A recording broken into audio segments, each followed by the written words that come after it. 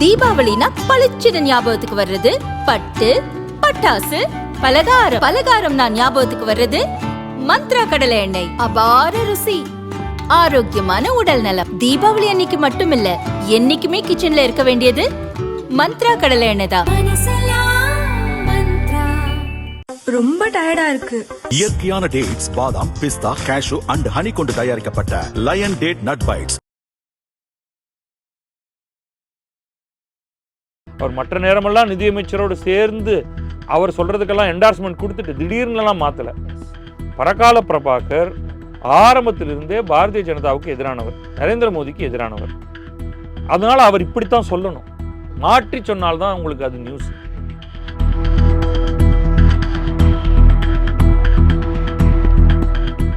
கேரளாவுடைய உள்ளாட்சி தேர்தல், அதுல யார் பெரிய வெற்றியை பெற்றிருக்கா அப்படின்னா காங்கிரஸ் தலைமையிலான கூட்டணி யூடிஎஃப்.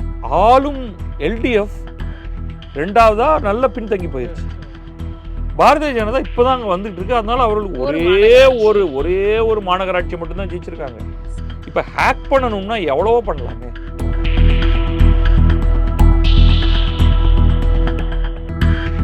பூத் கேப்சரிங்னே தான் அதுக்கு வார்த்தை உண்டு. அந்த ஒரு 100-150 வாக்குச்சீட்டை எடுத்து ஒரே ஆளுக்கு சக்குன்னு குத்தி மடிச்சு திணிச்சு உள்ள போட்டுட்டு அவ்வளோதான் முடிஞ்சிருச்சு, போன்னு வாசலை 4 குண்டர்கள் சொல்லுவாங்க. அப்புறம் நீங்க எல்லாம் கிளம்பி போயிருவீங்க. இப்பொழுது ரொம்ப கண்ணியமான நிலையில் இருக்கக்கூடிய ஒரு சில சென்னையை சேர்ந்த ஆட்கள் பேரெல்லாம் நான் இப்போ சொல்ல விரும்பல. நம்ம ஊர் மாநகராட்சி தேர்தலில் இதெல்லாம் செய்து காட்டியவர்கள் தான்.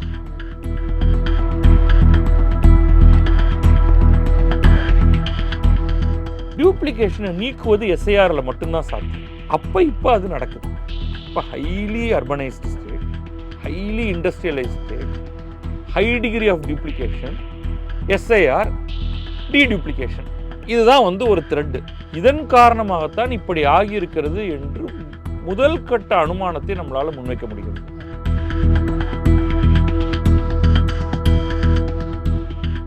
தினமலர் நேயர்களுக்கு வணக்கம். இன்று நம்மோடு இணைந்திருப்பவர் அரசியல் விமர்சகர் திரு பத்ரி சேஷாத்ரி அவர்கள். நேரடியாக அவருடன் பேசலாம். வணக்கம் சார். வணக்கம் சார். எஸ்ஐஆர் தீவிர வாக்காளர் பட்டியல் தீவிர திருத்த பணிகள் இந்த ஃபர்ஸ்ட் கட்டமாக நிறைவடைந்து வரைவு வாக்காளர் பட்டியல் வெளியிடப்பட்டிருக்கு.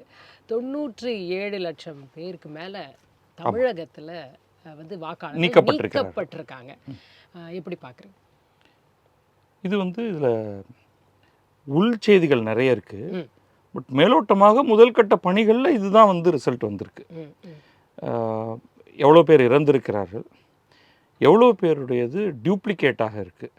நம்ம டியூப்ளிகேட்னு சொல்கிறோம். 4-5 இடங்களில் கூட ஒருவருடைய பெயர் இருப்பதற்கான வாய்ப்பு இருக்குது. சரி.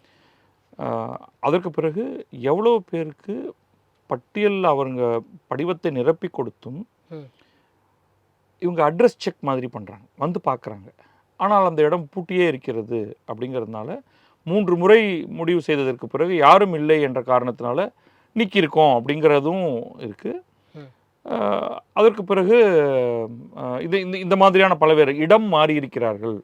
இப்போ இடம் மாறி இருக்கிறார்கள்னா இங்கே இருந்தார்கள், அதுதான் எங்களுடைய பட்டியலில் இருக்குது, அவங்க எங்கே போயிருக்காங்க தெரியல, ஆனால் அவர்கள் இங்கே இல்லை, இப்பொழுது வேறு யாரோ அங்கே வந்துட்டாங்க அப்படின்ட்டு. ஸோ அது எல்லாம் சேர்த்து 97 லட்சம். இது முதல் கட்டம். இது நமக்கு ரொம்ப தெளிவாக தெரிந்தது பீகாரில் என்ன நடந்ததுன்னு. அங்கேயும் முதல்ல நிறைய பேர் நீக்கப்பட்டு அதற்கு பிறகு அடுத்த ஒரு ரிவிஷன் பண்ணும்பொழுது பலர் சேர்க்கப்பட்டனர். ஓகே, இதில் நான் எதிர்பார்க்கறது என்னென்னா 2 விஷயங்கள். ஒன்று, இதில் சில தவறுகள் இருக்கின்றன. அது நிறைய பேர் தனிப்பட்ட முறையிலேயே என்னுடைய பேர் நீக்கியிருக்காங்க, நான் இதே இடத்துலையே தான் இருக்கேன் அப்படின்னு சொல்கிற சில பேர் இருக்காங்க.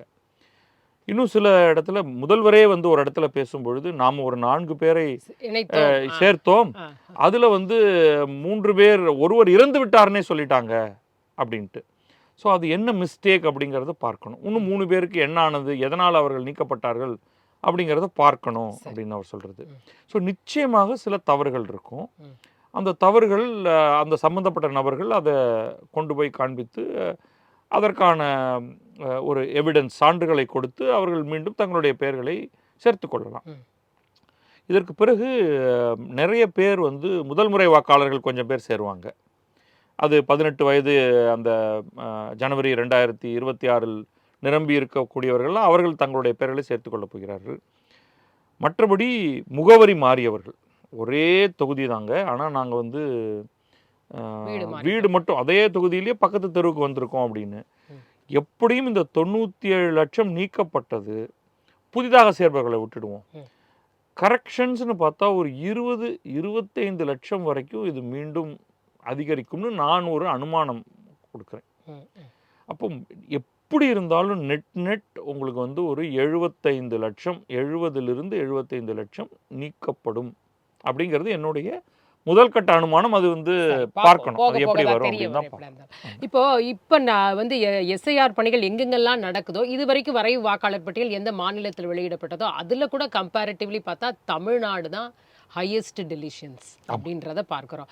எதனால இது நிகழ்ந்திருக்கும்னு நினைக்கிறேன்? அது தெரியல. அது வந்து தமிழ்நாடு தான் அதிகம் அப்படிங்கிறதுல 2-3 காரணங்கள் சொல்லலாம். எல்லாமே ஊகம்தான். நான் உடனே குஜராத்தை ஒப்பிட்டு பார்த்தேன். ஏன்னா அது ஒரு அரசியல். இங்கே வந்து 15.2% எண்ணிக்கையில் நீக்கப்பட்டிருக்காங்க. குஜராத்தில் 14.5 அல்லது 14.6% அந்த கணக்கில். ஸோ கிட்டத்தட்ட ஒரே மாதிரியானது. 73 லட்சம் நம்பரை பார்க்கக்கூடாது, ஏன்னா பர்சன்டேஜாக பார்க்கணும். அதனால தான் நான் பர்சன்டேஜ் சொல்கிறேன். பீகார் வந்து சுமார் 10%ங்கிற முறையில் இருந்தது. 14.5-15 அப்படின்னு பார்க்கும்பொழுது குஜராத்தும் தமிழகமும் கிட்டத்தட்ட பொருந்தி போகிறது. ஸோ இது எதுக்காக இதை சொல்கிறேன்னா, பார்ஷியாலிட்டி, ஏதோ தமிழகத்தை வேண்டுமென்றே வஞ்சிக்கிறார்கள்ங்கிறது வந்து பொதுவாக இங்கே ஆட்சியாளர்கள் திராவிட முன்னேற்றக் கழகம் கூறும் ஒரு தொடர்ந்த ஒரு குற்றச்சாட்டு வந்து எங்களை மட்டும் ஸ்பெஷலாக எடுத்து வஞ்சிக்கிறாங்கன்ட்டு. அதில் அந்த மாதிரி எதுவும் இருப்பது போல தெரியவில்லை. ரெண்டாவது, இந்த டேட்டாவை கொஞ்சம் ட்ரில் பண்ணி பார்த்தாலே நமக்கு ஒரு காரணம் தெரியுது. இந்தியாவிலேயே மிக அதிகமாக நகரமயமாக்கப்பட்ட மாநிலம் அப்படின்னா அது தமிழகம் தான். ஓகே, அதில் இண்டஸ்ட்ரியல் கிளஸ்டர்ஸ் கணிசமாக இருப்பதும் தமிழகம் தான். அப்போ இது ரெண்டு தான் வந்து நமக்கு அங்கே அந்த பிக்சர் தெளிவாக தெரியுது. என்னென்னா, சென்னையை சுற்றி இருக்கக்கூடிய 3 மாவட்டங்கள், சென்னை, திருவள்ளூர், காஞ்சிபுரம், செங்கல்பட்டு, இந்த 4 மாவட்டங்களில் தான் மிக அதிகமாக நீக்கம் நடந்திருக்கு. டாப்ல இருக்கு. அடுத்தது பார்த்தீங்கன்னா திருப்பூரை சுற்றி இருக்கக்கூடிய ஈரோடு அந்த கிளஸ்டர். ஓகே, ஸோ அது ரொம்ப தெளிவாக உங்களுக்கு என்ன கொடுக்குது அப்படின்னா, இங்கே வந்து நிறைய இடப்பெயர்வுகள் நடக்கின்றன. ஹைலி இண்டஸ்ட்ரியலைஸ்டு ஏரியாவில் நிறைய இடப்பெயர்வுகள் நடக்கின்றன. இது யூனிஃபார்மாக இருந்திருந்தால் தமிழகத்தை யூனிஃபார்மாக வஞ்சிக்கிறோம் அப்படின்லாம் சொல்ல முடியும். கன்னியாகுமரியில் அப்படி இல்லை, திருச்சியில் அப்படி இல்லை. அதெல்லாம் நீங்கள் பார்த்தாங்களே தெரியுது இந்த 2 கிளஸ்டர் அப்படின்ட்டு. ஓகே, அதுக்கப்புறம் இன்னொரு பத்திரிகையில் ஒரு அழகாக உங்களுக்கு வந்து இன்னொன்று பண்ணியிருந்தாங்க. 26 கான்ஸ்டிடியூன்சிஸ் அர்பன் கான்ஸ்டிடியூன்சிஸ் அப்படின்னு எடுத்து, அந்த 26 அர்பன் கான்ஸ்டிடியூன்சியில் எடுத்து பார்த்தா அதில் 25ல் கணிசமான அளவுக்கு நீக்கம் நடந்திருக்கு. ஸோ அர்பன் ரூரல் ஸ்பிளிட்டில் ரொம்ப தெளிவாக சொல்லிட முடியுது. அங்கே வந்து டபுள் என்ட்ரிஸே உங்களுக்கு நிறைய இருக்கு. ஸோ அப்போ இவ்வளவு நாள் வரைக்கும் ஏன் நீக்கினாங்கிறத விட நம்ம கேட்க வேண்டியது, இதை உண்மை என்று எடுத்துக்கொண்டு ஏங்க இவ்வளவு டியூப்ளிகேஷன் வந்திருக்கு. இப்போ நம்ம வந்து சென்னையை ரொம்ப திட்டுவோம் தேர்தல் நடக்கும் போதெல்லாம். படுபாவி பயலுக வாக்கு மட்டும் கொடுக்க வரமாட்டேங்கிறாங்க, வாய் கிழியே பேசுகிறாங்க அப்படின்ட்டு. அப்புறம் நம்ம வந்து பலவிதமாக திட்டியிருக்கோம். உட்காந்து சினிமா பார்க்க ஆரம்பிச்சிருவாங்க, 3 நாள் லீவ் இருந்தால் கிளம்பி ஊருக்கு போயிடுவாங்க. இன்னும் ஒரு சில பேர் சொல்லியிருக்காங்க, எங்களுக்கு வந்து இங்கேயும் அங்கேயும் வாக்கு இருக்குது, நாங்கள் அங்கே போய் போடுவோம் அப்படின்ட்டு. இப்போ தான் அந்த நீக்கமெல்லாம் வந்ததுக்கு பிறகு பார்த்தா இப்போ சென்னையில் வரக்கூடிய வாக்கு சதவிகிதமும் கொஞ்சம் ஒழுங்காக தான் இருக்குமோ அப்படின்னு தோணுது. நம்ம 14.5 லட்சம் வந்து நீக்கிருக்கோம். பர்சன்டேஜ் வைஸ் பார்த்தீங்கன்னா 35% நீக்கிருக்கோம். அப்போ என்ன நடக்குது இங்கே அப்படின்னா, உங்களுக்கு வந்து அது வந்து முன்னாள் தலைமை தேர்தல் ஆணையர் கோபால்சாமி அவர்கள் ஒரு இடத்துல பேசும்பொழுது இதை குறிப்பிட்டிருந்தார். நாங்கள் முதல்லலாம் வந்து ஒரு இடம் மாறி வரும்பொழுதெல்லாம் நீங்கள் எங்கிருந்து மாறினீர்கள், அங்கே நீக்கினீர்களான்லாம் கேட்போம். இதுக்கு முன்னாடி இந்த எஸ்ஐஆர் நடந்தது 2002-2003 நாம் தமிழகத்தை பொறுத்தவரை. ஆனால் அதற்கு பிறகாக என்ன ஆரம்பிச்சதுன்னா, அவன் எப்படியாவது முதல்ல இவங்களை சேர்த்துருவோம் அப்படிங்கிறதுனால நாங்கள் வந்து ரொம்ப தீவிரமாக நீ முன்னாடி எங்கே இருந்த, அதுக்கு முன்னாடி எங்கே இருந்த, அங்கெல்லாம் நீக்கினியா அப்படின்லாம் கேட்காம 100 தடவை நீ பேரை கொடுக்குறியா சேர்த்துறேன் என்று செய்து ஆரம்பித்தோம். ஸோ இதனால தான் டியூப்ளிகேஷன் அதிகரித்திருக்கிறது. அந்த டியூப்ளிகேஷனை நீக்குவது எஸ்ஐஆரில் மட்டும்தான் சாத்தியம். இப்போ அது நடக்குது. இப்போ highly urbanised state, highly industrialised state, high degree of duplication, SIR, deduplication, இதுதான் வந்து ஒரு த்ரெட்டு. சரி. இதன் காரணமாகத்தான் இப்படி ஆகியிருக்கிறது என்று முதல் கட்ட அனுமானத்தை நம்மளால் முன்வைக்க முடிகிறது. நீங்கள் வந்து இரட்டை பதிவுகள்னு வரும்போது கிட்டத்தட்ட ஒரு 4 லட்சம் வாக்காளர்கள் தான் அதுக்குள்ள அந்த இதில் வர்றாங்கன்னு நம்ம தேர்தல் ஆணையம் சொல்லுது. இன்னொன்று 66 லட்சத்துக்கு மேலே வந்து இந்த இடம்பெயர்வு ப்ளஸ் ஆப்சன்டீஸுங்கிறாங்க. ஆனால் தேர்தல் ஆணையத்தோடைய வந்து ரிப்போர்ட் டெய்லி கொடுத்துட்டு இருந்தாங்க. இந்த எஸ்ஐஆர் பண்ணும்பொழுது பார்த்தீங்கன்னா 100% விண்ணப்பங்கள் விநியோகிக்கப்பட்டுடுச்சு, 100% டிஜிட்டைஸ்ட் ஆக்கப்பட்டுடுச்சுன்னு கடைசியாக 11th டிசம்பர் கொடுத்துருக்காங்க. ஸோ இது வந்து கொஞ்சம் ஒரு மாதிரி திசை திருப்புற மாதிரி இருக்கா? ஏன்னா ஆப்சென்டினா ஃபார்ம் கிடைக்காம இருக்கணும்.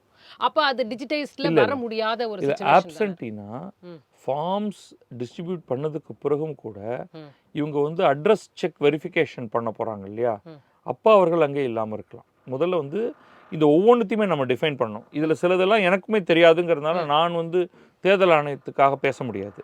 இப்போ 100% டிஸ்ட்ரிபியூஷன்னா என்ன நடந்தது அப்படின்னா, இப்போ நான் ஒரு ஒரு எனக்கு தெரிந்த ஒரு கேஸில் நான் சொல்ல முடியும். அப்போ அவங்க வந்து ஒரு வீட்டுக்கு போகிறாங்க. அந்த வீட்டில் வந்து 4 பேர் நினைக்கிறேன் இருக்காங்க. அவர்கள் வந்து எங்களுடைய பட்டியல் படி இங்கே ஒருவர் தான் இருக்கிறார் அப்படின்னு ஒரு ஃபார்ம் கொடுக்குறாங்க. ஓகே, இன்னும் ஒரு 3 ஃபார்ம் வேணுங்க எங்களுக்கு அப்படின்னா அது இல்லை. ஸோ நீங்கள் வந்து இப்பொழுது நீங்கள் அதை பண்ண முடியாது. நீங்கள் வந்து ஃபார்ம் 6 கொடுத்து நீங்கள் அதை சேர்த்து கொள்வது தான், ஏன்னா எங்களுடைய லிஸ்ட்லேருந்து தான் நாங்கள் வரோம் அப்படின்ட்டு. ஓகே, அப்போ அந்த மாதிரி இருக்கிறத 100% ஃபார்ம் கொடுத்ததாக நீங்கள் எடுப்பீர்களா? எடுக்க முடியாது இல்லையா? அவர்கள் கொடுத்த 100%ங்கிறது அவர்களுடைய பட்டியல் படி 100%. இல்லைங்க இந்த வீட்டில் 4 பேர் அவர்களுக்கெல்லாம் சேர்க்கணும், ஆனால் நாங்கள் வாக்களிச்சுக்கிட்டு இருக்கோம், எங்கள்கிட்ட அடையாள அட்டை இருக்குது அப்படின்னா கூட அவர்கள் எங்களுடைய பழைய லிஸ்ட்டில் என்ன இருக்கோ அதன் அடிப்படையில் தான் நாங்கள் கொடுப்போம் அப்படின்ட்டு வராங்க. ஓகே, அதன்படி அவர்கள் 100% கொடுத்துருக்கலாம். கொடுத்த 100%ம் உள்ளே வந்திருக்கலாம், அதிலெல்லாம் மாற்றுக்கருத்து இல்லை. ஆனால் விடுபட்டவர்கள் இருக்காங்க இல்லையா, அவர்கள் தனியாக போய் அடுத்த கேம்பில் உங்களுக்கு அடுத்து பிப்ரவரி வரைக்குமாக இருக்கக்கூடிய அந்த காலகட்டத்தில் தான் நீங்கள் அது ஃபார்ம் 6ஓ 7ஓ 8ஓ ஏதோ ஒன்று வாங்கி சேர்க்க நீக்க அந்த தொகுதிக்குள்ளாகவே மாற்ற போன்றவற்றையெல்லாம் நீங்கள் செய்ய வேண்டியிருக்கும். அதனால தான் இந்த கேப் வருது. ஏன்னா இவர்கள் எல்லாருமே சென்ற முறை வாக்களித்தவர்கள், இல்லாமல்லாம் இல்லை. சென்ற முறை நீங்கள் வாக்களித்திருந்தாலும் எங்களுடைய பழைய எஸ்ஐஆர் பட்டியலிருந்து நாங்கள் அடுத்த கட்டத்துக்கு வரும்பொழுது நீங்கள் அதில் இல்லை, நீங்கள் மீண்டும் சேர்த்துக்கொள்ள வேண்டும் உங்கள் பெயரை அப்படின்னு சொல்கிறாங்க. அதுதான் இந்த டிஸ்கிரிபன்சி. சரி, இப்போ அதையும் தாண்டி திரும்ப அவர்கள் என்ன சொன்னார், எஸ்ஐஆர் பணிகள் ஆரம்பிக்கும் போது என்ன சொன்னாங்கன்னா வந்து வெளிநாட்டிலேருந்து வந்தவங்க வந்து இங்கே வாக்களிக்க முடியாது, ஒரு அகதிகளாக வந்தவர்களோ இல்லை அந்த மாதிரி இருக்கிறத கண்டுபிடிக்கிறதுக்கு தான் இந்த வந்து தீவிர திருத்த பணின்னு சொன்னாங்க.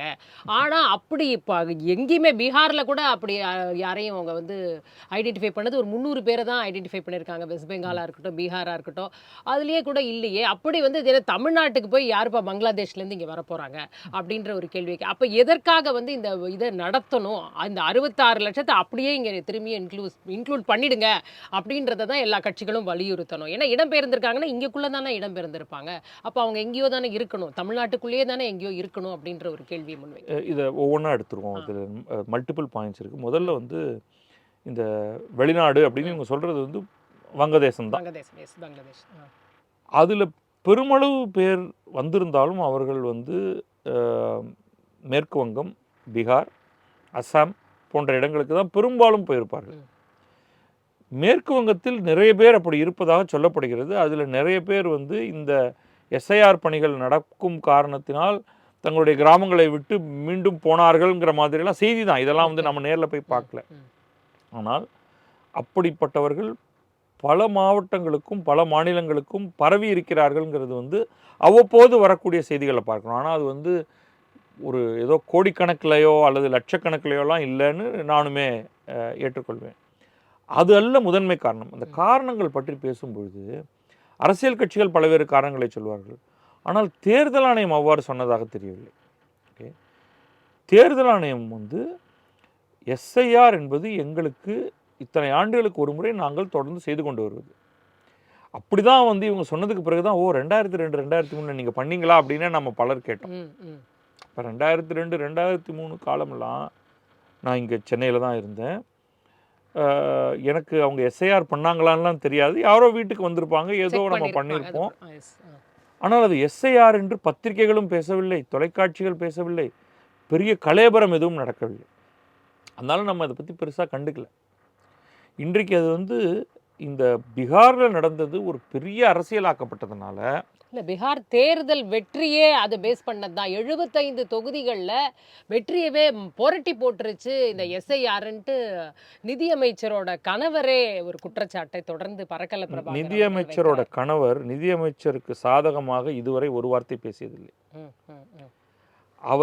அவங்க குடும்பத்துக்குள்ள என்ன பிரச்சனையோ நமக்கு தெரியாது.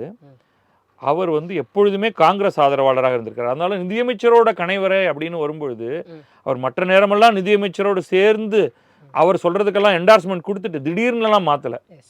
பரகால பிரபாகர் ஆரம்பத்திலிருந்தே பாரதிய ஜனதாவுக்கு எதிரானவர், நரேந்திர மோடிக்கு எதிரானவர். அதனால அவர் இப்படித்தான் சொல்லணும், மாற்றி சொன்னால்தான் உங்களுக்கு அது நியூஸ்.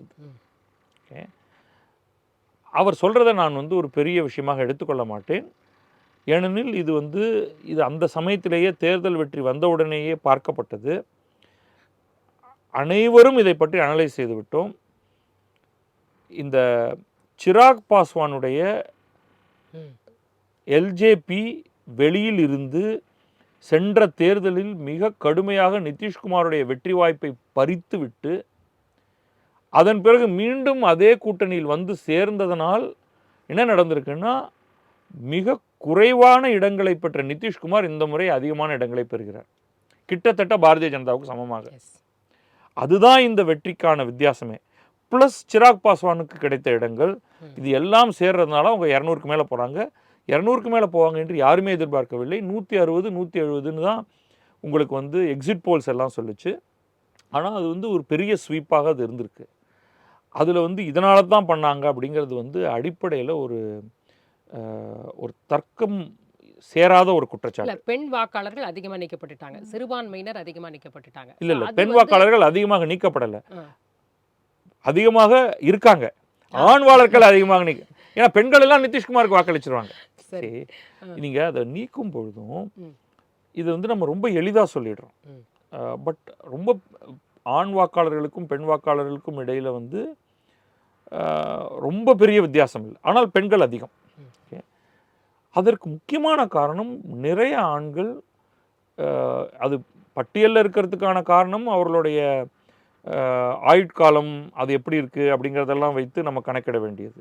இன்னொன்று, வாக்களிப்பதில் இருக்கக்கூடிய வித்தியாசத்துக்கு ஒரு காரணம், பெரும்பாலான பீகாரிகள் இந்தியா முழுமையிலும் பரவி வேலை செஞ்சுட்டு இருக்காங்க. எல்லாரும் வந்து வேலையை விட்டுட்டு அங்கே போய் வாக்களிச்சுட்டு வர்றதெல்லாம் வந்து ப்ளூ காலரில் நடக்காது. ப்ளூ காலர் நடக்காது, ஒயிட் காலர் நடக்கும். நீங்கள் ஐடி எம்ப்ளாயி இருக்காருன்னா அவர் வந்து ஃப்ளைட்டில் வந்து நான் எங்கள் ஊருக்கு போய் இதை பார் விரல் அப்படின்லாம் காமிச்சு செல்ஃபியெல்லாம் போடுவாங்க.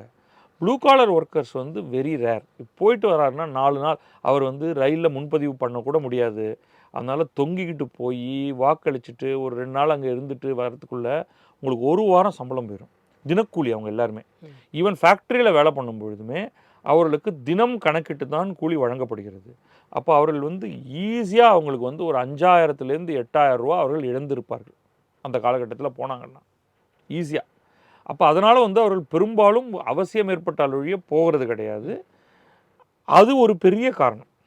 இப்போ இந்த குற்றச்சாட்டு அவர் வைக்கிறார்ல, எஸ்ஐஆர்னால்தான் தேர்தல்ன்ட்டு. அப்போ என்ன அதில் முக்கியமான இது என்னென்னா, இந்த எலெக்ஷன் கமிஷன் இது வந்து நம்ம முதல்வர் ஸ்டாலின் கூட சில குற்றச்சாட்டுகளை வைக்கிறார். அதையும் நம்ம அதோட எடுத்து பார்ப்போம்.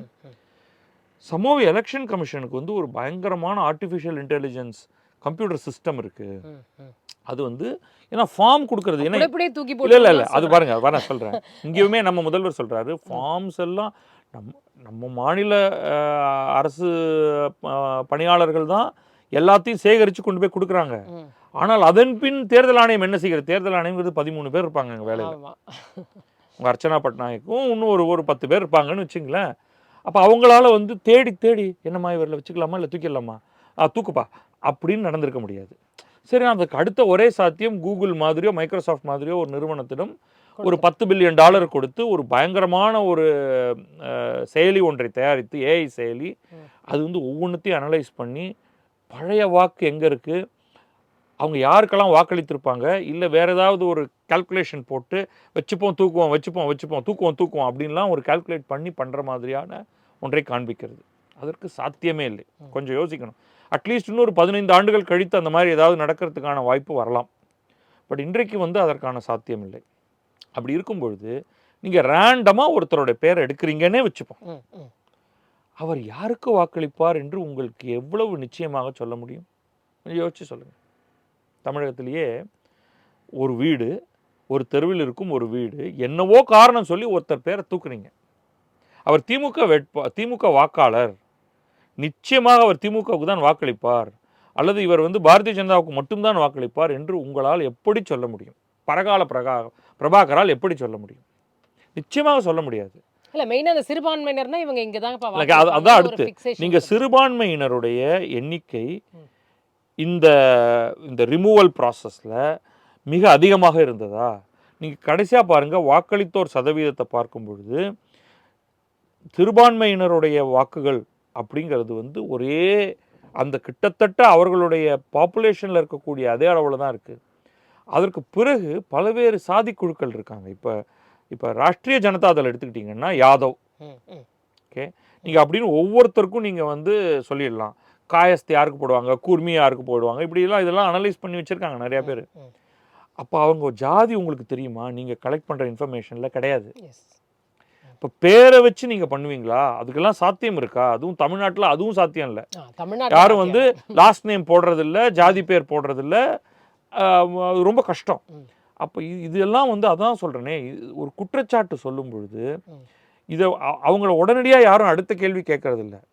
அதுவும் அவங்க அவ்வளவு இதுவாக 75 தொகுதிகளில் இதன் காரணமாகத்தான் பாரதிய ஜனதா ஜேடியு கூட்டணி ஜெயித்திருக்கிறதுன்னு சொன்னால் பத்திரிகையாளர்கள்ட்ட தான் பிரச்சனை. ஐயா நாங்கள் பரவாயில்ல 1 மணி நேரம் நான் கூட இங்கே இருக்கோம், கொஞ்சம் எக்ஸ்பிளைன் பண்ணுங்கள் எப்படின்னு கேட்கணும். கேட்கறதில்ல. அதனால் அவர் ஒரு ஸ்டேட்மெண்ட்டை படிச்சுட்டு அவர் போயிடுவார். உடனே நம்ம நிதியமைச்சரின் கணவரே அப்படின்னு கொண்டு வந்துடுறோம். அந்த இடத்துல அவர் ஒரு அறநெட்டு கேஸ் அப்படிங்கிற அளவுக்கு தான் போகணும். ஏன்னா தன்னுடைய எந்த ஒரு குற்றச்சாட்டையும் அவருடைய பல்வேறு இதில் ஒன்று வந்து இந்தியாவுடைய பொருளாதாரம் கீழே போய்கொண்டே இருக்கிறது அப்படிங்கிறது. ஓகே, இது எப்படி நீங்கள் வந்து இதை எப்படி விளக்குவீங்க? அவருக்கு நிஜமாக அவருடைய மனைவி மீது கோபம் அப்படிங்கிறது மட்டும்தான் தெரியுது. அவங்க தான் வந்து நிதியமைச்சராக இருக்காங்க, நாட்டையே பாழ்படுத்திட்டாங்க அப்படின்ட்டு. எலெக்ஷனாவது அவங்க மனைவி மேலே அந்த குற்றச்சாட்டை கொண்டு வர முடியாது. ஸோ அதெல்லாம் நம்ம இக்னோர் பண்ணிடணும். இங்கேயுமே வந்து நீங்கள் வந்து ஒரு பயஸ்க்கான காரணம் காமிக்கணும். ராகுல் காந்தி தொடர்ச்சியாக தேர்தல் ஆணையம் பாரதிய ஜனதாவோடு கூட்டு சேர்ந்து கொண்டு பல செயல்களை செய்கிறதுங்கிறாரு. ஆனால் அவர் கொடுக்கக்கூடிய அந்த உதாரணங்கள் எதுவுமே கரெக்டாக செட் ஆக மாட்டேங்குது. குற்றம் அப்படிங்கிறது வந்து நிரூபிக்கப்படணும். இப்போ நீங்கள் இப்படி பண்ணீங்க, இப்போ இந்த இடத்துல வந்து ஒரு 100 வாக்குகளை ஒரு இல்லாத இடத்தில் போட்டிருக்கிறார்கள் அப்படின்னு ஒரு குற்றச்சாட்டு. அது ஃபேக்சுவலாகவே இருக்குது. கடைசியாக பார்த்தா அந்த ஊரில் வந்து ஒரு காங்கிரஸ்காரர் தான் ஜெயிச்சிருக்காரு. அப்போ நம்ம இப்படி முன்னுக்கு பின்னா இதெல்லாம் கொஞ்சம் கூட கவலையப்படாமல் சொல்கிறோமே, குறைஞ்சபட்சம் நம்ம கொடுக்குற எக்ஸாம்பிளையாவது பாரதிய ஜனதா ஒரு 500 வாக்குகள் வித்தியாசத்தில் ஜெயித்த இடத்தமா காமிச்சோம்னா, பார்த்தீங்களா இந்த 500நால தான் இவங்க ஜெயிச்சிட்டாங்க அப்படின்னா ஏதாவது சொல்லலாம். ஸோ அதுக்கான ஒரு எஃபர்ட்டையும் அவங்க எடுக்கலை. அப்படியே பொத்தாம்பதுவாக ஒரு ஸ்க்ரீனில் வந்து ஒரு பவர் பாயிண்ட், இப்போ முன்னெல்லாம் வெறுமை பேசுவாங்க, இப்போ ஒரு பவர் பாயிண்ட் ப்ரெசன்டேஷனோட பண்ணுறாங்க. அந்த சொஃபிஸ்டிகேஷன் தான் வந்திருக்கே தவிர ஆர்குமெண்ட்டில் சொஃபிஸ்டிகேஷனே கிடையாது. தேர்தல் வாக்குப்பதிவு எந்திரத்தில் அப்போ இப்போ என்ன கேட்குறாருன்னா, தேர்தல் வாக்குப்பதிவு எந்திரத்துடைய ஆர்கிடெக்சரை எங்களிடம் கொடுங்கள், நாங்கள் அதை அனலைஸ் பண்ணுகிறோம். அது அப்படி ஒர்க்கே பண்ண முடியாது. நீங்கள் யாரோ ஒருத்தர்கிட்ட தூக்கி ஒன்று கொடுக்க முடியுமா? அதுதான் செக்யூரிட்டி ரிஸ்க்கு. அதை ஒரு பிளந்து பார்த்து உள்ளுக்குள்ளே என்னென்ன இருக்குது அப்படின்லாம் கண்டுபிடிச்சா அப்படியெல்லாம் பண்ணால் கூட நம்முடைய தேர்தல் வாக்குப்பதிவு எந்திரத்தில் தேர்தல் hack பண்ண ஆணையமே முடியாது. நீங்க வந்து இதை காமிங்கன்னு கூட்ட இல்லை பீரியட் அவங்க வந்து கொடுக்கமா, அவங்க வந்து உள்ள இருக்கிற அவங்க மெஷினை தான் வைப்பாங்க. அது உள்ளுக்குள்ளே இருக்கிறத திறந்து அதில் நாங்கள் என்ன சிப்பு பயன்படுத்துகிறோம், என்ன மாதிரியான ஆர்கிடெக்சர் இருக்குது, என்ன மாதிரியான மைக்ரோ ப்ராசஸிங் கண்ட்ரோலிங் யூனிட்ஸ் எல்லாம் உள்ளே வச்சுருக்கோம் அப்படின்னு சொல்ல மாட்டாங்க. ஓகே, நீ இந்த பாக்ஸ் இருக்குப்பா, இந்த பாக்ஸில் நீ சொல்லு, நாங்கள் என்னென்ன இதில் ஒரு ப்ரோக்ராமிங்னு நம்ம என்ன பண்ணுறோம்னா வெறும் 1 2 3 4 தான். அதில் நீங்கள் கட்சியெல்லாம் போட முடியாது. அது மேலே நீங்கள் வந்து இதை ஒட்டுறீங்க. அப்போது ஒன்றுங்கிற இடத்துல பாரதிய ஜனதா வரும்னே சொல்ல முடியாது உங்களால். அது ஆட்களோட பெயர்கள் அல்ஃபபெட்டிக்கல் ஆர்டரில், கட்சிகள் அது வந்து எப்போ அது தீர்மானமாகுது, அது ரொம்ப கடைசியில் தான் தீர்மானமாகுது. அதில் ஒரு ஆர்டர் வரும், தேசிய கட்சிகள், மாநில கட்சிகள், அங்கீகரிக்கப்படாத கட்சிகள், ரெஜிஸ்டர்டு பார்ட்டி, ரெக்கக்னைஸ் பார்ட்டி, அதுக்கப்புறம் ரெஜிஸ்டர்டு பார்ட்டின்னு சுயேட்சைகள் அப்படின்னு வரும் உங்களுக்கு. அதில் என்ன ஆர்டரில் ஆட்கள் இருக்க போகிறாங்கன்னே உங்களுக்கு தெரியாது. நீங்கள் ஒட்டினதை வச்சுக்கிட்டு தான் நம்மளுடைய சின்னம் எங்கே இருக்குது, ஆளு பேர் அப்படின்னு பார்த்து அந்த பொத்தானை அழுத்துறீங்க. அப்போ உங்களுக்கு ஏப்ரையாரி ஒரு இத்தனை நாளுக்கு முன்னாடி வரைக்கும் அந்த தேர்தல் அந்த விண்ணப்பங்கள் ஏற்றுக்கொள்ளப்பட்டு அல்லது நிராகரிக்கப்பட்டு பின்வாங்கப்பட்டதற்கு பிறகு தான் லிஸ்ட்டே ஃபைனலைஸ் ஆகும். சரி, அப்போ தான் பொசிஷனே தெரிய போகுது.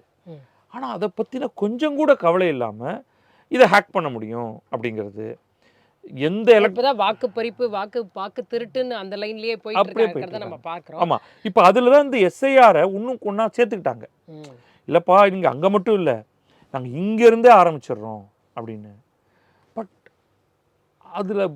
அதில் வந்து கொஞ்சம் கூட உண்மை இல்லைங்கிறத ஒவ்வொரு தேர்தலும் காமிச்சிட்டு இருக்கு. இப்போ உதாரணத்துக்கு மிக சமீபத்தில் நடந்து முடிந்த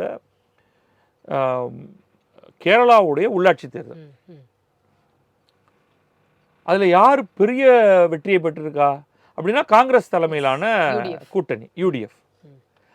ஆளும் எல்டிஎஃப் ரெண்டாவதா நல்ல பின்தங்கி போயிடுச்சு. பாரதிய ஜனதா இப்போதான் அங்கே வந்துட்டு இருக்கு. அதனால அவர்களுக்கு ஒரே ஒரு மாநகராட்சி மட்டும்தான் ஜெயிச்சிருக்காங்க. ஓகே, இப்போ ஹேக் பண்ணணும்னா எவ்வளவோ பண்ணலாமே. சரி, அதுக்குன்னு ஒரேடியாக எல்லா வெற்றியும் பாரதிய ஜனதாவுக்குன்னு இல்லாமல் இன்னும் 2 மாநகராட்சி, இன்னொரு ஒரு 4 நகராட்சியாவது போட்டு கொடுப்பா, ஒரு 10 கிராம பஞ்சாயத்தையாவது கொடுப்பா அப்படின்லாம் பண்ணலாமே. அது எதுவும் நடக்கலை. ஏன்னா அதெல்லாம் செய்ய முடியாது. அதுதான் அங்கே பிரச்சனை. உண்மையிலேயே எந்த கட்சியும் இதையெல்லாம் செய்ய முடியும் என்றால் செய்வார்கள். நான் வந்து கட்சிகளெல்லாம் உத்தமர்கள்னு நான் சொல்லவே இல்லை. செய்ய முடியாது, அதனால தான் செய்யலை. அதே மாதிரி தான் இந்த தேர்தல் வாக்காளர் பட்டியல் தயாரிக்கும் திட்டத்திலும் நீங்கள் வந்து இந்த இவர் இப்படி அதனால் இவர் பெயரை நீக்கு, இவர் இப்படி அதனால் இவர் பெயரை ஏற்றுலாம் செய்ய முடியாது. சரி, அதே நேரத்தில் இப்போ வந்து கொளத்தூர் தொகுதியில் 1 லட்சம் வாக்காளர்கள் நீக்கப்பட்டிருக்காங்க. சேப்பாக்கத்தில் 89,000. இதெல்லாம் கேட்கும்போது உடனே எதிர்க்கட்சிகள் என்ன ரியாக்ட் பண்ணுறாங்கன்னா, பாருங்க இனிமேல் கள்ள ஓட்டு போட முடியாது, பாருங்க இவ்வளோ போலி வாக்காளர்கள் இருக்காங்க, ஜனநாயகம் காப்பாற்றப்பட இப்படி சொல்லும் பொழுது அப்போ குஜராத்தில் இருக்க 73 லட்சத்தை கேட்க வேண்டியதாக இருக்குது, வெஸ்ட் பெங்காலில் இவங்க ஜெயிச்ச மார்ஜினை கேட்க வேண்டியதாக இருக்குது. இல்லை, அதான் அது தப்பு. ஏன்னா இந்த எந்த வாக்காளர்கள் பெயர்களை நீங்கள் நீக்கிறீங்களோ அது கள்ள வாக்கு எதுவுமே கிடையாது. அதில் இப்போ நீங்கள் வந்து 2 விஷயத்து மேலே நம்பிக்கை வச்சுருந்தீங்கன்னா, ஒன்று உங்களுக்கு வைக்கப்படும் இந்த புள்ளி இருக்கு இல்லையா, அதை அதே நாளில் நமக்கு தமிழ்நாட்டில் வந்து ஒரே நாளில் வாக்குப்பதிவு முடிஞ்சிடும், அதை அந்த நாளிலேயே அழிக்க முடியாது என்ற ஒரு நம்பிக்கை வச்சுருந்தீங்கன்னா அங்கே வந்து உங்களுக்கு ஏமாற்ற முடியாது. ஒருவர் 2 இடத்துல போய் வாக்குப்பதிவு பண்ணுறதெல்லாம் சான்ஸ் இல்லை. இதற்கு முன்னால் அந்த வாக்குச்சீட்டில் வந்து முத்திரை குத்துறது உண்டு. அப்போ போலியாக ஸ்டஃப் பண்ண முடியும். இதை எடுத்துகிட்டு போயிட்டு மிரட்டி சக்கு சக்கு சக்குன்னு குத்துன்னு குத்தி மடித்து உள்ளே தூக்கி போடுறதெல்லாம் கேமராலேயே விழுந்திருக்கு. அதில் நீங்கள் வந்து கணக்கே கிடையாது. யார் வந்தா என்ன, யார் வராட்டி என்ன, நோ டேலிங். நான் நேராக என்ன பண்ணிவிடுவேன், அந்த பொட்டியை எடுத்து ஒரு அந்த பூத் கேப்சரிங்னே தான் அதுக்கு வார்த்தை உண்டு. ஒரு 100-150 வாக்குச்சீட்டை எடுத்து ஒரே ஆளுக்கு சக்கு சக்கு சக்குன்னு குத்தி மடித்து திணிச்சு உள்ளே போட்டுட்டு அவ்வளோதான் முடிஞ்சிருச்சு போன்னு வாசலை வந்து 4 குண்டர்கள் வந்து சொல்லுவாங்க. அப்புறம் நீங்கள் எல்லாம் கிளம்பி போயிருவீங்க. இப்பொழுது வந்து ரொம்ப கண்ணியமான நிலையில் இருக்கக்கூடிய ஒரு சில சென்னையைச் சேர்ந்த ஆட்கள் பேரெல்லாம் நான் இப்போ சொல்ல விரும்பலை. நம்ம ஊர் மாநகராட்சி தேர்தலில் இதெல்லாம் செய்து காட்டியவர்கள் தான். இது ஒன்றும் நம்ம வாழ்நாளிலேயே நடந்தது. கடந்த ஒரு 10-15 ஆண்டுகளுக்கு முன்னால் நடந்த அந்த எப்போ மாநகராட்சி தேர்தலில் பேப்பர் வாக்குகள் போடப்பட்டதோ அது வரைக்கும் இந்த திருட்டு நடந்திருக்கு. அதே மாதிரி என்ற இடத்துலையும் திருட்டு பண்ணுவாங்க. தன்னுடைய குண்டர்களை வைத்துக்கொண்டு இதே சென்னையில் நடந்து கோர்ட் பொங்கி எழுந்து அதெல்லாம் கேன்சல் பண்ண எல்லாமும் நம்ம பார்த்துருக்கோம். அந்த லட்சணங்களை எல்லாம் பார்த்துருக்கோம். அது எப்பொழுது இந்த வாக்குப்பதிவு எந்திரமாக மாறியதோ அது போயிடுச்சு. இந்த ஸ்டஃபிங் நாட் பாசிபிள். இப்போ இந்த தேர்தல் கிளீனப், இந்த வாக்காளர் பட்டியல் கிளீனப் அப்படிங்கிறது வேற காரணத்துக்காக நடக்குது. இதுவும் இப்போ தான் நமக்கு தெரிய வருது. ஒரு 10-20 ஆண்டுகளுக்கு ஒரு தடவை, 20 ஆண்டுகளுக்கு ஒரு தடவை இது தொடர்ந்து நடந்துக்கிட்டே இருக்கிறது தான். இப்போ இவ்வளோ பேசுகிறோமே, இன்னொரு ஸ்டாட்டிஸ்டிக்ஸ் சொல்லுது 2002-2003 நடக்கும் பொழுது 55 லட்சம் பேர் தமிழக வாக்காளர் பட்டியலில் இருந்து நீக்கப்பட்டனர்னு. இப்போ அது கிட்டத்தட்ட 2 மடங்கு ஆகியிருக்கு. ஆனால் அது ஒன்று 1, 2, 3, 7 இல்லை, 55 லட்சம். இப்பொழுது 97 லட்சமாக ஆகியிருக்கிறது. அப்போ வாக்காளர்களும் கம்மியாக தானே இருந்திருப்பாங்க. கொஞ்சம் குறைச்சிருப்பாங்க, ரொம்ப கொஞ்சம் குறைச்சலாக தான் இருந்திருப்பாங்க. அதில் 55 லட்சம்ன்றது பெரிய ஒரு எக்ஸாக்ட்லி. அதனால இது என்னவோ புதுசு கிடையாது. இது ஒரு 10 ஆண்டுகள் நீங்கள் இதை அன்செக்டாக விட்டீங்கன்னா பெரிய டீவியேஷன் வந்துடுது. அப்போ அதை திரும்ப நம்ம இப்போ நம்ம ஒரு டிகிரி சாய்வு இருக்க அப்படியே நகர்ந்து 15 டிகிரி சாய்வு, அதுக்கப்புறம் பொத்துன்னு விழுந்துடும் அந்த கட்டடம். அப்போ அதை தூக்கி நிறுத்துறாங்க. அப்புறம் விட்டதுக்கு அப்புறமா அது லேசாக சாஞ்சிக்கிட்டு தான் இருக்குது. அதனால தான் 15 ஆண்டுகளுக்கு ஒரு முறையோ 20 ஆண்டுகளுக்கு ஒரு முறையோ எஸ்ஐஆர் என்பதை செய்தே ஆக வேண்டும் அப்படின்னு தான் முன்னாள் தலைமை தேர்தல் ஆணையர்கள்லாம் சொல்கிறதே. ஆக இது எப்போ புதுசாகுதுன்னா இன்றைக்கு இது பேசுபொருளாக ஆனதுனால. சரி, 2002-2003 யாராவது இதை பற்றி பேசினார்களா? ஒருத்தருமே பேசலையே. எந்த மாநிலத்திலுமே பேசலையே. நான் பின்னோக்கி போய் பத்திரிகை செய்திகள் ஏதாவது வந்திருக்கான்னு பார்த்தா இது ஒன்றும் ஒரு முக்கியமான செய்தியாகவே இல்லை. அப்போ அதுதான் இதில் முக்கியம். அப்போ அப்பொழுதே 55 லட்சம் பேர்கள் நீக்கப்பட்டார்கள் என்றால் இன்றைக்கு 97 லட்சம் பேர் நீக்கப்பட்டது ஒரு பெரிய விஷயமாக நான் பார்க்கவில்லை. அதற்கான முகாந்திரங்கள் இருக்கின்றன. நகரமயமாதல் அதிகமாகிக் கொண்டே வருகிறது. மக்கள் இடப்பெயர்வு அதிகமாக. இதே சென்னை 2002-2003 சென்னை மேப் எடுத்துக்கிட்டு நீங்கள் பார்த்தீங்கன்னா எந்தெந்த பகுதிகள் மக்களே வசிக்காத கட்டாந்தரையாக இருந்தது, இப்பொழுது அங்கெல்லாம் எத்தனை அடுக்குமாடி கட்டடங்கள் வந்திருக்கின்றன. 2002-2003 2025 சென்னைன்னு நம்ம சொல்லக்கூடிய பகுதியில் என்ன மாற்றம் வந்திருக்கிறதுன்னு நீங்கள் பாருங்கள். அப்போ இத்தனையும் அவங்க எஸ்ஐஆர் டு எஸ்ஐஆர் தான் சிங்க் பண்ணுறாங்க. இடையில் வந்தவர்களெல்லாம் திருப்பி அந்த எஸ்ஐஆர் காலகட்டத்தில் மீண்டும் உள்ளுக்குள்ளே கொண்டு வரதுக்கான ஒரு முயற்சியை அவங்க பண்ணுறாங்க. சரி. இல்லை, இப்போ எங்கே முதலமைச்சரே ஒரு சந்தேகப்படுறாரு அப்படின்னா, இந்த ப்ராசஸில் என்டையர் ப்ராசஸில் ஏடிஎம்கேவும் பெருசாக கண்டுக்கலை, பிஜேபியும் ஒன்றும் பெருசாக கவனம் செலுத்தலை, ஒரு துரும்ப கூட கிள்ளி போடலை. அந்த இடத்துல தான் வேற என்னமோ நடக்குது அப்படின்ற ஒரு கேள்வியும் தொடர்ந்து அமித்ஷா அவர்கள் நான் தமிழகம் எங்களோட அடுத்த டார்கெட், நான் கண்டிப்பாக என் கூட்டணி ஆட்சி தான் வரும் அப்படின்னு சொல்கிற அந்த வேகமும், டைம் கேட்டும் இவங்க கால அவகாசம் கொஞ்சம் டைம் கொடுங்க, ஆஃப்டர் எலெக்ஷன் பண்ணலாம், இது ரொம்ப எங்களுக்கு கிரிட்டிக்கல் டைம்னு சொல்லியும் அதை கேட்காம இது அங்க கொண்டு வராங்க அப்படிங்கிறதும் தேர்தல் ஆணையரை நியமித்த விதம் அப்படின்றதுலேருந்து இது ஆரம்பிக்குது அப்படின்னு நம்ம பார்க்குறோம். நீங்கள் ஒன்ஸ் நீங்கள் இந்த கான்ஸ்பிரசி தியரிக்குள்ளே இறங்கிட்டீங்கன்னா அங்கே லேசாக இலை ஆடிச்சினாலே பக்கத்தில் இருக்கிற மரத்தில் அதுக்கு பின்னாடி 2 பேர் ஒளிஞ்சிருக்காங்க அப்படிங்கிற மாதிரி தான் உங்களுக்கு தோணும். நிலவுல மனிதர்கள் இறங்கினார்களாங்கிறதுலேருந்து ஆரம்பித்து 9/11 அந்த வேர்ல்டு ட்ரேட் டவர்ஸ் உடைச்சது யாருங்கிறதுலேருந்தெல்லாம் இன்றைக்கு கான்ஸ்பிரசி தியரி ஓடிட்டுருக்கு. அதோடைய இந்திய வடிவம் தான் ராகுல் காந்தியாக இருக்கட்டும் அல்லது எம்கே ஸ்டாலினாக இருக்கட்டும், அவர்கள் கொண்டு வரக்கூடிய பல்வேறு கான்ஸ்பிரசி தியரிகள். ஓகே, இப்போ தேர்தல் ஆணையர் எப்படி நியமிக்கப்பட்டாலும் பஞ்சாபில் யார் ஜெயிக்கிறாங்க, ஜார்க்கண்டில் யார் ஜெயிச்சுக்கிட்டு இருக்காங்க அப்படின்னு ஆரம்பித்து ஆந்திராவில் யார் ஜெயிக்கிறாங்க, ஆந்திரா இல்லை தெலுங்கானாவில் யார் ஜெயிக்கிறாங்க, கர்நாடகத்தில் யார் ஜெயிக்கிறாங்க அப்படின்னு நம்ம வரிசையாக சொல்லலாம். இப்போ அடுத்து 2026 தேர்தலையே கேரளாவில் யார் ஜெயிக்க போகிறார்கள்னா இன்றைக்கு காங்கிரஸ் தலைமை தான் அப்படின்னு கிட்டத்தட்ட அத்தனை பேரும் சொல்லிட்டாங்க.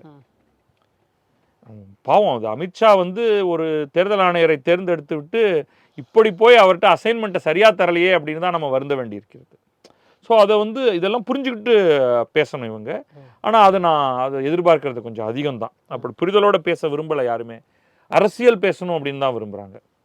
இப்போ இந்த திமுக முதல்ல என்ன பண்ணுது? கோர்ட்டுக்கு கேஸ் போனாங்க. வேலையை செய்தது தேர்தல் ஆணையம் எடுத்துக்கொண்டிருக்கக்கூடிய மாநில அரசின் பணியாளர்கள். இவங்க மாட்டுக்கு சத்தம் போட்டுட்டு கூட எல்லாம் போய் எல்லாம் பண்ணாங்க. அது யார் இவங்களை பண்ண சொன்னா? இந்த அரசியல் கட்சி அதிமுகவும் பாரதிய ஜனதாவும் பேசாமல் வீட்டில் இருக்க வேண்டும். அதைத்தான் திமுகவும் பண்ண வேண்டும். கிடைக்கலைன்னா போய் சொல்லலாம். Booth agents R involved. Booth agent list இருக்குது. அவர்கள் உதவலாம். ஆனால் அரசு ஊழியர் தான் அந்த படிவத்தை கொடுக்க வேண்டும், பெற வேண்டும். அதை மாநகராட்சிக்கு அனுப்ப வேண்டும். கிரேட்டர் சென்னை கார்ப்பரேஷன் அவங்க தான் அதை உள்ளே போடுறாங்க. தேர்தல் ஆணையத்துக்கு ஆளே கிடையாது வேலை செய்கிறதுக்கு. இதெல்லாம் புரிஞ்சுக்கணும். இந்த வேலையை நாங்கள் மட்டும் செய்தோம், அவர்கள் சும்மா வீட்டில் உட்கார்ந்திருந்தார்கள், ஏன்னா அவங்களுக்கு ரிசல்ட் ஏற்கனவே தெரிஞ்சு போயிடுச்சுன்னு பொறுப்புள்ள பதவியில் இருக்கக்கூடிய ஒரு முதல்வர் சொன்னால் சரிங்கய்யா அப்படின்னு தான் கேட்டுக்கணும். வேற என்ன பண்ண முடியாது மேலே. இப்போ மட்டும் இது கம்ப்ளீட்டாக ஒரு ஃபுல் ப்ரூஃபாக ஒரு நமக்கு வந்து வாக்காளர் பட்டியல் கிடைச்சிருமா அப்படின்ற கேள்வி. ஏன்னா இப்போவுமே குழப்பமா இருக்கு. நம்மளே பார்க்குறோம் நிறைய இடத்துல இன்னமும் டிஸ்கிரிபன்சிஸ் இருக்கு. இப்போ இது மட்டும் எப்படி கரெக்டான ஒரு வாக்காளர் பட்டியலாக இருந்துட முடியும்? இருக்காது. நானே சொல்கிறேன், இருக்காது. எந்த ப்ராசஸில் நீங்கள் இவ்வளவு மேனுவல் ப்ராசஸ் கொண்டு வரீங்களோ, இவ்வளவு பேர் ஈடுபடுறாங்களோ, அது கரெக்டாக இருக்காது. ஆனால் என்ன டீவியேஷன் அப்படின்னு பார்க்கணும். குறைந்தபட்சம் இறந்து போனவர்களுடைய பெயர்கள் நீக்கப்பட்டிருக்கு இல்லையா, அது பாசிட்டிவ். இடப்பெயர்வில் பெரும்பாலானவை சரியாக இருக்கும். கொஞ்சம் பிரச்சனை இருக்கத்தான் இருக்கும். ஏன்னா காலையிலிருந்து மாலை வரை தொடர்ச்சியாக வேலை செய்யக்கூடிய கணவன் மனைவி, பள்ளிக்கூடத்துக்கு போய்கொண்டிருக்கக்கூடிய அல்லது கல்லூரிக்கு போய்கொண்டிருக்கக்கூடிய குழந்தைகள் இருக்கக்கூடிய ஒரு வீட்டில் வீடு பூட்டி தான் இருக்கும். நீ இங்கே வா, வந்து என்கிட்ட வந்து பதில் பேசுன்னு ஏதாவது ஒரு அட்டையை சொருகி ஃபோன் நம்பர் எழுதியிருந்தால் தான் பண்ண முடியும். அப்போ கூட ஒருத்தர் ஒரு இடத்துக்கு போனால் நான் எப்படி நம்புறது அப்படின்னு கேட்டால் அதிகபட்சமாக நீங்கள் ஒரு ஆதார் கார்டை தான் காண்பிக்க முடியும். பாருங்கள், இதுதான் என்னுடைய முகவரி. நீங்கள் வீட்டுக்கு வந்தப்போ நான் இல்லை என்ன நான் இல்லை, நான் என்ன இதுக்காக லீவ் போட்டு வர முடியுமா? இல்லை நீங்கள் என்கிட்ட சொல்லிட்டு வரீங்களா? ஸோ இது வந்து எப்போவுமே உங்களுக்கு நகரங்களில் இது நடக்கக்கூடிய பிரச்சனை. அதாவது ஒரு மாநகரங்கள், ஒரு செமி அர்பன் செமி ரூரல் இடத்துக்கு போனீங்கன்னாலே அங்கே பிரச்சனை குறைய ஆரம்பிக்கும். இங்கவே நான் இது வந்து பொருளாதார ரீதியில் சொல்கிறேன். ஆர்கே நகர் கான்ஸ்டிடுவன்சியில் ஏன் நீக்கம் மிகவும் குறைவாக இருக்கிறது? பொருளாதாரத்தில் மிகவும் பின்தங்கிய கான்ஸ்டிடுவன்சி அதுதான். வியாசர்பாடியில் ஏன் குறைவாக இருக்கிறது? கொளத்தூர்ல வந்து முதல்வர் சந்தோஷப்படணும். என்னுடைய கான்ஸ்டிடுவன்சி வந்து அவ்வளவு வளர்ந்துருக்கு. அவர் தானே சொல்றாரு ஒவ்வொரு முறையும். மயிலாப்பூராக இருக்கட்டும், சைதாப்பேட்டையாக இருக்கட்டும், அண்ணா நகராக இருக்கட்டும், இங்கெல்லாம் வந்து நடக்கிறது ஏன் வந்து ஆர்கே நகர்லையும் வியாசர்பாடியிலையும் நடக்கல? ஏன் பிற மாவட்டங்கள்ல, நீங்க தஞ்சாவூர் மாவட்டத்திலேருந்து அதில் உள்ள ட்ரில் பண்ணிட்டு ஒவ்வொரு ஊராக போய், ஏன் நாகப்பட்டினம் மாவட்டத்தில், ஏன் திருவாரூர் மாவட்டத்தில் அங்கெல்லாம் நடக்கலை? அங்கே ஏன் மிகவும் குறைவான எண்ணிக்கையில் நீக்கப்பட்டிருக்கு? ஏன்னா அது அப்படி தான், அந்த டிசைனே அப்படி தான். பெருநகரம், சிறுநகரம், கிராமம். கிராமத்தில் மிக குறைவாக தான் நீக்கப்பட்டிருக்கும். நீக்கப்பட்டதெல்லாம் பெரும்பாலும் இறந்தவர்கள் அல்லது அந்த கிராமத்திலிருந்து சென்னைக்கு குடிபெயர்ந்தவர்கள் அல்லது திருச்சிக்கு குடிபெயர்ந்தவர்கள். அவ்வளோதான். பெருநகரத்தில் ஒரே கலைபுரம். அது அப்படி தான் இருக்கும். வேற எப்படி இருக்க முடியாது. அதுதான் பெருநகரத்தோட பண்பு. பெருநகரத்தில் இப்போ இன்னொரு ப்ராப்ளம் இருக்குது. இப்போ நீங்கள் வந்து இப்போ நமக்கு இந்த ஒரு மாதம் கொடுத்துருக்காங்க, நம்ம வந்து இந்த 66 லட்சம் பேரும் கிளைம் பண்ணுறதுக்கு அப்படியே இவங்க.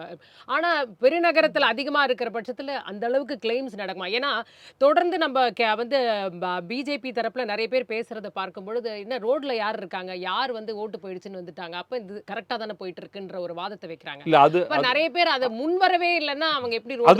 அது தவறான வாதம். நிச்சயமாக வந்து அவர்களுடைய பிஸி ஷெட்யூல் காரணமாக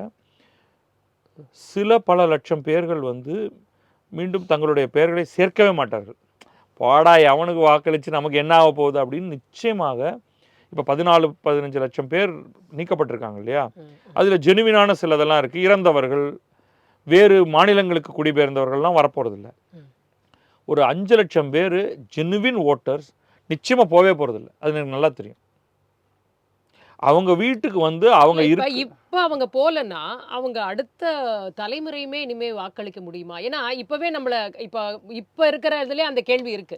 உங்க அப்பா அம்மா எந்த தொகுதியில வாக்களித்தார்கள் அப்படின்னு. ஆமா. சோ இந்த பிரச்சனை இருக்கும். ஆனால் திரும்ப வந்து உங்களுக்கு இந்த எஸ்ஐஆருக்கு பிறகு ஒரு ரிலாக்ஸேஷன் அடுத்து வரும். அப்ப நீங்க யார் வேண்டுமானாலும் பதிவு செய்து கொள்ளலாம். ஆன்லைன்லயே போய் பதிவு செய்யலாம். அப்போ உங்களுக்கு கொடுத்துருவாங்க. அப்புறம் திருப்பி அடுத்த எஸ்ஐஆர் வரும்போது இது வரும். ஸோ இந்த எஸ்ஐஆர் மாடல்லையே ஒரு சில ப்ராப்ளம்ஸ் இருக்குது. அப்போ அதை கரெக்ட் பண்ணுறதுக்கான ஒரு வழி, அதற்கு ஒரு பெரும் சட்ட திருத்தம் தேவைப்படும். ரெப்ரசன்டேஷன் ஆஃப் பீப்புள்ஸ் ஆக்டில் மாற்றம் ஏற்படணும். இப்போ இருக்கிற நம்மளுடைய இந்த எஸ்ஐஆர் மெத்தட் வந்து ஃபுல் ப்ரூஃப் அல்ல. அதோடைய டிசைன்லேயே சில பிரச்சனைகள் இருக்குது. ஆனால் அதை செய்யாமல் இருந்தால் அதை விட பெரிய பிரச்சனை. நம்ம வந்து கோடுகள் தான் போட்டுக்கிட்டு இருக்கோம். இது பெரிய பிரச்சனையா, இல்லை இதை விட பெரிய பிரச்சனையா, அப்போ இந்த பிரச்சனை போதும்ட்டு. இப்போ எஸ்ஐஆர் பிரச்சனையை விட எஸ்ஐஆரே பண்ணாமல் இருக்கும்பொழுது உருவாகக்கூடிய பிரச்சனைகள் மிக பெரிது. இப்போ சொல்கிறாங்களே இதே கட்சிகள் அந்த 66 லட்சத்தையும் ரீஇன்ஸ்டேட் பண்ணி விடுங்கன்ட்டு. ரீஇன்ஸ்டேட் பண்ணி தான் போன சில தேர்தல்கள்லாம் நடந்தது. அதாவது இதை நீக்கலையே. ஓகே, அப்போ இப்போ எதுக்கு எஸ்ஐஆர்? அது அவங்க இன்னொன்று கேட்குறது வந்து, ஏன்பா இப்படி எஸ்ஐஆர்லாம் பண்ணி பணத்தை செலவழித்து எங்களுக்கும் டென்ஷன் கொடுத்து அப்படியே விடுங்க அப்படின்னு சொல்கிறாங்க. ஓகே அப்படின்னு சொல்லி விட்டுடலாம். ஆனால் இன்னொரு 10 ஆண்டுகள் கழித்து பார்த்தீங்கன்னா அந்த டீவியேஷன் ரொம்ப இருக்கும். ஆக்சுவல் ஓட்டர்ஸுக்கும் உங்களுக்கு புக்கில் இருக்கிற ஓட்டர்ஸுக்கும் சம்மந்தமே இருக்காது. அதனால தான் இந்த சிங்க் நடக்குது. என்ன கேட்டால், நான் வந்து இந்த தீவிர திருத்தம் வந்து எவ்ரி 5 இயர்ஸ் பண்ணணும், தேர்தலுக்கு முன்னாடி பண்ணணும். ஏதாவது ஒரு தேர்தல், அதாவது எல்லா தேர்தலுக்கு முன்னாடி பண்ண வேண்டாம். இப்போ நாடாளுமன்ற தேர்தல் அப்படின்னு ஒன்று கணக்கில் எடுத்துக்கிட்டோம்னா அதற்கு ஒரு ஆண்டு முன்னாடி, இப்போ நீங்கள் அதுக்கு கடைசியில் அந்த ஒரு மாதத்துக்கு முன்னாடி 6 மாதத்துக்கு முன்னாடின்னு இல்லாமல் 2029 தேர்தலா 2028 பண்ணுங்க. அப்போ வந்து ஒரு 6-7 மாதம் டைம் கொடுங்க. இதை செய்கிறதுக்கும் 3 மாதம் வச்சுக்கோங்க. அதற்கு பிறகு இந்த ரிவிஷன் ஆஃப் ரோல்ஸுக்கு இன்னொரு ஒரு 6 மாதம் கொடுங்க. ரொம்ப ஸ்ட்ரிக்டாக இருக்காதீங்க. ஒரு ஆதார் கார்டு இருந்தால் அதை நீங்கள் அக்செப்ட் பண்ணிங்க. இங்கே வந்து யாரோ வந்து பொய் ஆதார் கார்டு வாங்கிட்டுலாம் யாரும் வரப்போகிறதில்ல.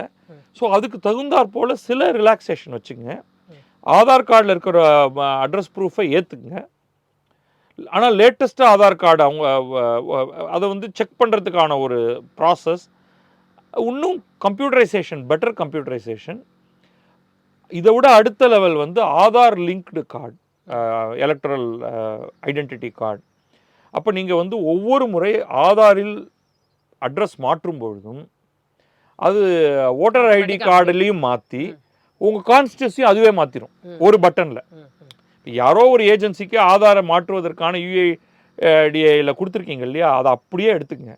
நான் ஆதாரை மாற்றும் பொழுது அங்கே ஒரு கேள்வி வரும், எலக்ட்ரல் ப்ராசஸையும் நான் மாற்றிடட்டுமா? எஸ்ன்னு நீங்கள் சொல்லிட்டீங்கன்னா ரிமூவ் ஃப்ரம் ஹியர் ஆட் தேர், முடிஞ்சு போயிடுச்சு. சரி, இது அரசியல் கட்சிகளுக்கு அப்பாற்பட்டு இந்த வாக்காளர் பட்டியல் தீவிர திருத்த பண்ணி மக்கள் எப்படி பார்க்குறாங்கன்னு நீங்கள் நினைக்கிறீங்க? இல்லைங்க, என்னுடைய ஒப்பீனியனில் ஒரு 80-90% மக்களுக்கு அவங்க இதை பண்ணிட்டாங்க, அவங்களுக்கு ஒரு பெரிய பிரச்சனை இல்லை, அவங்க இருந்தாங்க அதனால டிக் ஆயிடுச்சு, அவங்கெல்லாம் இருக்காங்க. ஒரு 10% பேர் ஏதோ ஒரு விதத்தில் இதில் பாதிக்கப்பட்டிருக்காங்க. இந்த 66 லட்சம் பேர்லேயே உண்மையாக பாதிக்கப்பட்டிருப்பதுன்னு பார்த்தா 30-35 லட்சம் பேராக இருக்கலாம்னு வச்சுப்போம். இறந்தவர்கள்லாம் கம்ப்ளைண்டே பண்ண போகிறதில்ல. என் பேர் இல்லைன்னு சொல்லக்கூடியவர்கள் வந்து 10%க்கும் கீழே, அவர்களுக்கு கடுமையான கோபம் வரும். ஏன்னா அவங்களுடைய வாழ்க்கையை நீங்கள் டிஸ்டர்ப் பண்ணுறீங்க. இப்போ நான் குடிமகன் இல்லையா, நான் குடிமகள் இல்லையா அப்படின்லாம் கேட்குற கேள்வி ஒன்று வரும்.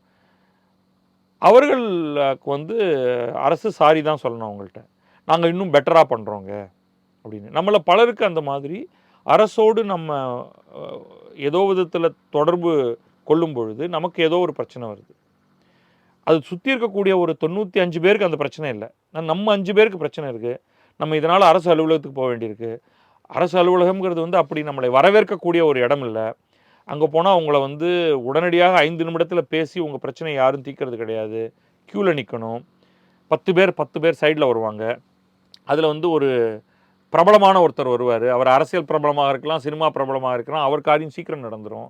மன்னிச்சுங்க அப்படின்னு சொல்லிட்டு அவருக்கு வேலையை பண்ணி முடிப்பாங்க. நம்ம நின்றுக்கிட்டே இருப்போம். டக்குன்னு கதை சாத்திட்டு அவ்வளோதாங்க லஞ்ச் அவர் வாங்க அப்படின்னு சொல்லுவாங்க. இதெல்லாம் நம்ம பார்த்துக்கிட்டு இருக்கோம். அப்போ அந்த அரசு துறையோடு தேவையில்லாமல் போய் இதில் ஈடுபட வேண்டியவர்களுக்கு இது கடுமையான மன உளைச்சல். அப்போ அந்த ப்ராசஸை எப்படி பெட்டர் பண்ணுறதுன்னு தேர்தல் ஆணையம் இதை பற்றி சிந்திச்சு கொண்டே இருக்கணும். எப்படி இதை சிம்பிளிஃபை பண்ணி இந்த வேலையும் எஸ்ஐஆரையும் செய்யணும், அது நியாயமாகவும் நடக்கணும், ஆனால் எளிதாகவும் இருக்கணும். அதை எப்படி பண்ணுறது?